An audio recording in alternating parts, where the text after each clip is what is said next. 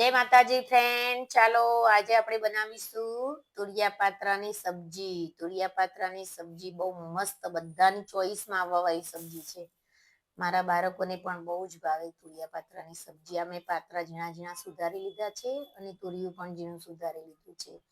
જુઓ, હું પહેલા એમાં નાખીશ લસણ ને હિંગ નાખીશ, પછી ટામેટા ઝીણા સુધારેલા નાખીશ, પછી હું એમાં નાખી દઈશ સુધારેલા પાત્રા. તુરિયા પહેલા નાખીશ, સોરી ગાઈસ.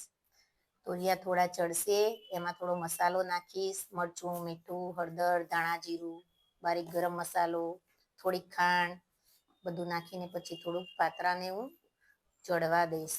પાત્રા જુઓ, પાત્રા હું ગાયત્રીના પાત્રા લાવીશ. કેટલા બેસ્ટ પાત્રા છે, ગોરામલીના મીઠા, ખાટા મીઠા.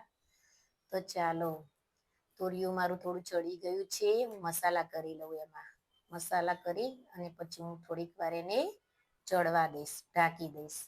અને પછી હું એમાં ઝીણા સુધારેલા પાત્રા નાખીશ, થોડુંક પાણી નાખીશ અને પછી ઘડીક ઢાંકી દઈશ. એટલે મારી સબ્જી તૈયાર થઈ જશે. જુઓ, હજુ થોડી કાચી છે. હવે વધેલા પાત્રાને હું વઘારી લઈશ, વઘારેલા પાત્રા કરીશ. તમે પણ આ સબ્જીનો ટેસ્ટ જરૂર કરજો. ચાલો.